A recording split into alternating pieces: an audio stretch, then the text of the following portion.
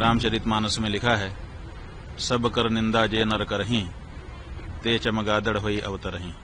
सबकी निंदा करने से चमगादड़ की योनि में जाना पड़ता है। ये बात तुलसीदास जी महाराज कह रहे हैं और उन्हीं तुलसी जी के नाम पे पीठ बना करके बैठे हुए रामभद्राचार्य जी सबकी निंदा कर रहे हैं। प्रेमानंद जी को गलत कह रहे हैं। और प्रेमानंद जी क्यों गलत हैं? क्योंकि वो संस्कृत नहीं बोलते हैं। तुलसीदास जी जिनकी पीठ पर आप स्वयं बैठे हुए हो, उन्होंने भी तो अवधी भाषा में रामचरितमानस लिख दिया। उनसे पूछा जाना चाहिए कि उनकी टिप्पणी का क्या मतलब है। रामभद्राचार्य जी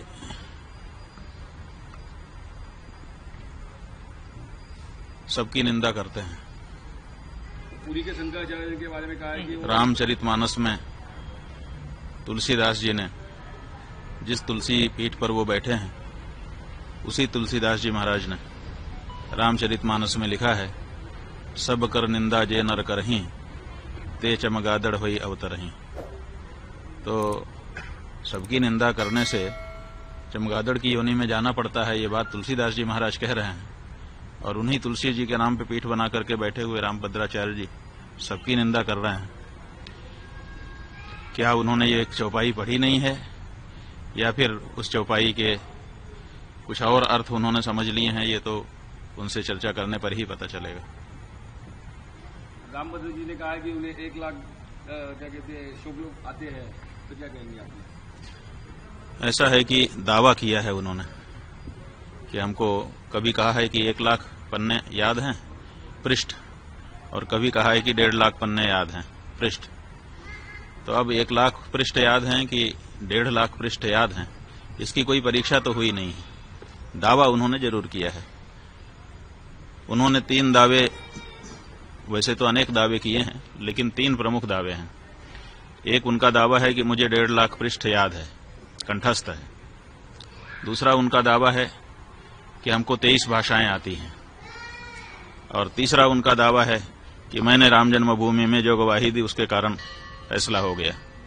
लेकिन इन तीनों दावों की पुष्टि अभी नहीं हुई है, क्योंकि 1.5 लाख पृष्ठ उनके कंठ में हैं, कभी परीक्षा तो हुई ही नहीं है।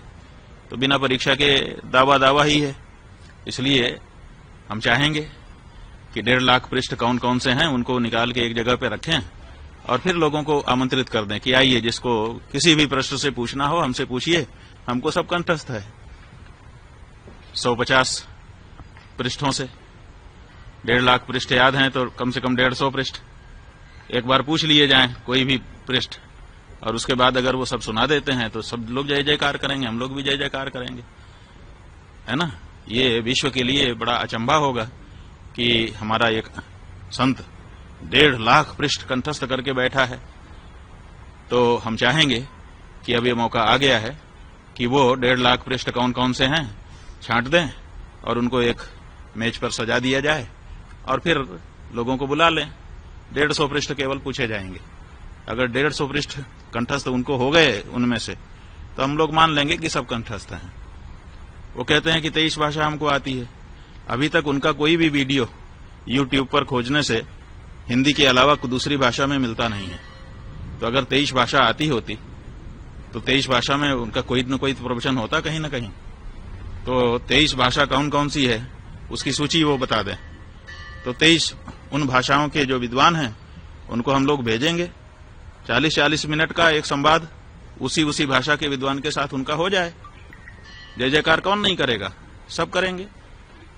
और तीसरी बात यह है कि वो कहते हैं कि राम जन्मभूमि में हमारे कारण फैसला आ गया, हम ही हैं।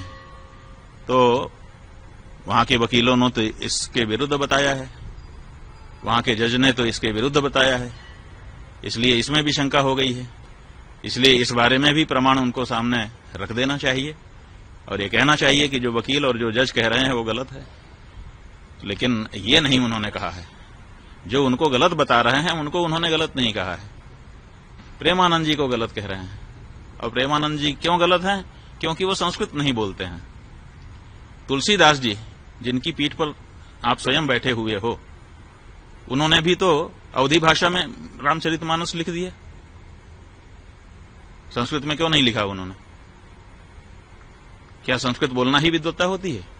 क्या गोस्वामी तुलसीदास जी विद्वान नहीं थे कि वो अवधी भाषा में महाकाव्य की रचना कर रहे थे, अवधी भाषा में राम जी के गुणगान कर रहे थे?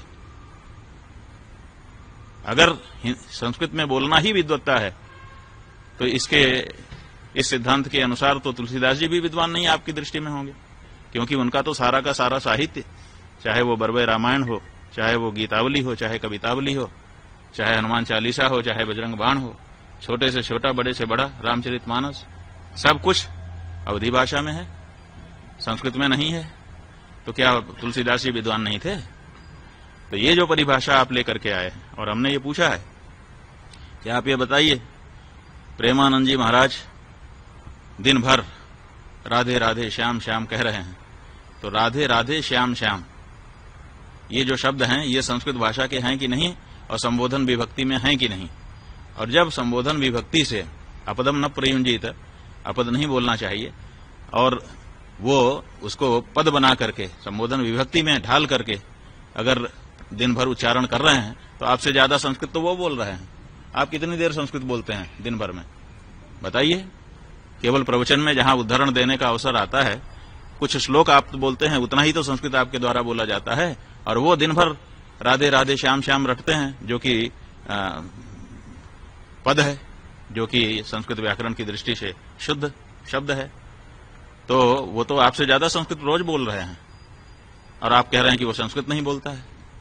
माने संबोधन विभक्ति में जब भगवान का नाम बोला जाता है तो क्या वो संस्कृत नहीं होता है? और अगर संस्कृत होता है तो वो तो संस्कृत ही बोल रहे हैं, दिन भर संस्कृत बोल रहे हैं। आप उनको क्यों कह रहे हैं कि वो संस्कृत नहीं जानते हैं? तो ये जो बातें हैं, इन सब से पता चलता है कि या तो उनकी बात को ध्यान ही देना छोड़ दिया जाए, बिल्कुल अप्रमाण मान लिया जाए, और या तो फिर उनको अपनी योग्यता और अपने जो दावे हैं उनको जनता के सामने आकर के प्रमाणित कर देना चाहिए। हम कहना चाहेंगे, वो पुरी के शंकराचार्य जी को कहते हैं कि वो संस्कृत नहीं बोलते हैं। संस्कृत नहीं बोलते, कोई इच्छा से बोलता है? भाषा जो है वो विवक्षाधीन होती है। विवक्षा का मतलब होता है बोलने की इच्छा। हमको इच्छा होगी तो हम बोलेंगे, इच्छा नहीं होगी नहीं बोलेंगे। कोई हमको जबरदस्ती करेगा कि तुम यही बोलो? ये तो महाराष्ट्र के ठाकरे बंधु हो गए कि बोलना ही पड़ेगा। अरे भाषा जो है, भाषा का नियम है, वो विवक्षाधीन होती है। जो बोलना चाहता है वो बोलता है, जिसको नहीं इच्छा होती है नहीं बोलता है। कौन सा शब्द मैं बोलूंगा ये कोई हमको बताएगा? हम खुद बोलते हैं। जब हमको जिस शब्द की इच्छा होती है उस शब्द का उच्चारण अपने मुख से हम करते हैं। भाषाएं जो होती हैं वो विवक्षाधीन होती हैं, बोलने की इच्छा के अधीन होती हैं। तो ऐसी परिस्थिति में वो नहीं बोलते हैं उनकी इच्छा, लेकिन वो संस्कृत के विद्वान नहीं है, ऐसा तो नहीं है। हम तो जहां तक हम देखिए, हमने पुरी के शंकराचार्य जी का भी प्रवचन सुना है, गंभीरता से सुना है, और इनका भी प्रवचन सुना है, और हम ये कह रहे हैं कि पुरी के शंकराचार्य जी इनसे बहुत बड़े विद्वान हैं। For more of such videos, do like, share and subscribe to ET Now Swadesh.